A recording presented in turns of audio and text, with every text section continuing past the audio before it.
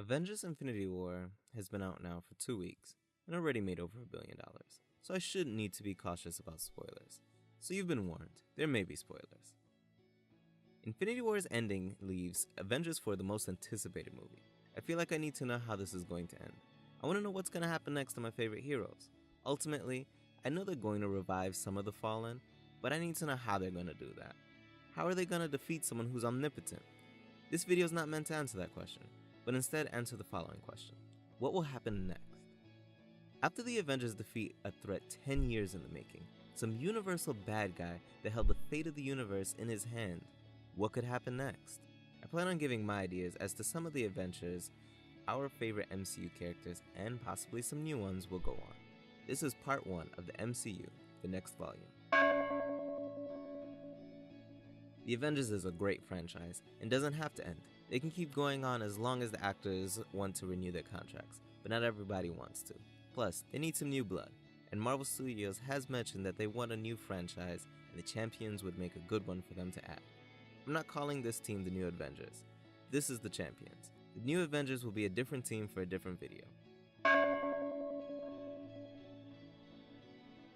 So I was watching news to Astonish's channel. That's one of the places where I get my comic book news. You can let me know where you get your comic book news, but I'd say check out that channel. Well, one of the videos he has is about Kevin Feige confirming Ms. Marvel in the Marvel Cinematic Universe. Ms. Marvel is one of my favorite members of the Champions, and one of the founding 3 in the newest comic book iteration of the team. She already makes sense to bring to the MCU. Although the Inhumans is being cancelled, it did take place in the MCU. So that with Agents of S.H.I.E.L.D., Ms. Marvel can easily be one of the Inhumans that actually work in the MCU. Her debut could be on Agents of S.H.I.E.L.D. That would help revitalize the show, as it typically does well when it adds characters to spice things up. After appearing in Agents of S.H.I.E.L.D. as a Jersey superhero that protects her city, she can upgrade to the big leagues as a teen in high school. I'm thinking a sophomore when her movie comes out. This fun-loving girl, who will definitely geek out about the Avengers and Defenders, can even bump into one of them in her movie and have a minor team up to save the school or something.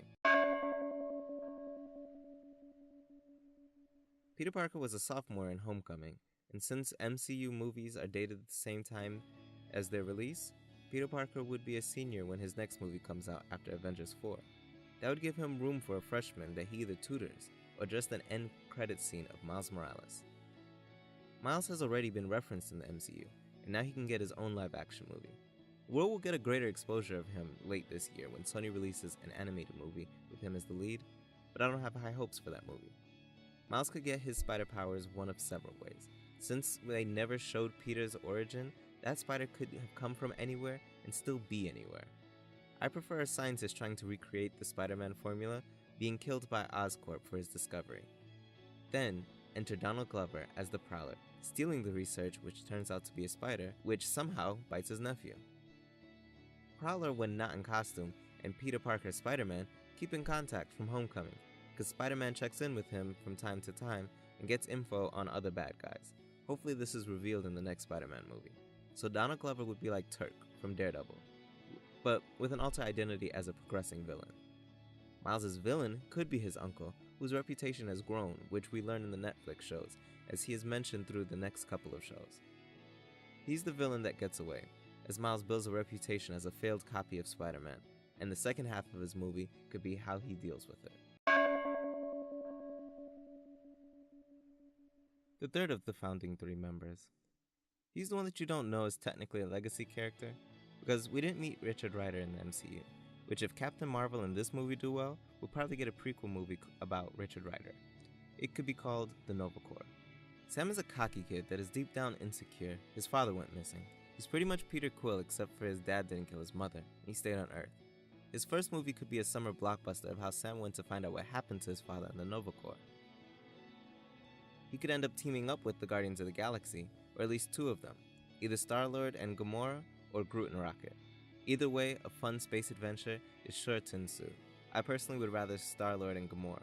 We could have that awkwardness of them as a couple with a teen, and the growth of Star-Lord's character as he tries to be a father figure to the kid that reminds him a lot of himself.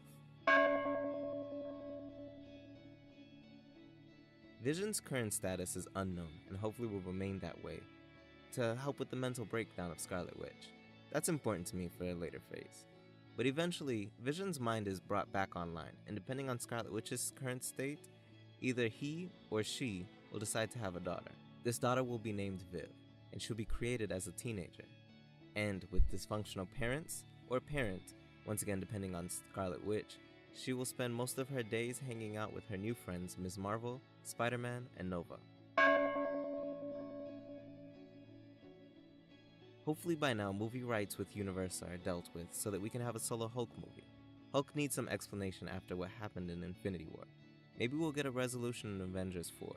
But if not, a solo movie would be nice where Bruce and Hulk finally separate, with the help of one of Shuri's friends that she meets at one of the foundations that Wakanda has set up as an outreach. His name is Amadeus Cho. But if Universal isn't playing ball on the Hulk movie, that's perfectly fine.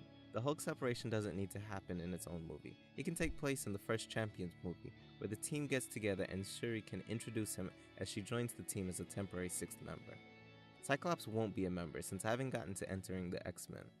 But stay tuned for the next videos. We will get to bringing the X-Men into the MCU. Fingers crossed they will make it home. Please let me know what you think of the Champions in the MCU. Can you think of a better way of introducing this young team of superheroes? If you like this video, don't forget to give it a thumb up and let me know in the comments. I hope you do like hearing my thoughts and predictions of movies and storylines. I have more videos like this scheduled to come, so subscribe now. Plus, as a subscriber, you'll be notified of the next video, which will have a giveaway, so make sure to stay tuned to me and make comments. You can find us on other social media outlets. Thanks for watching. Until next time, Brian out.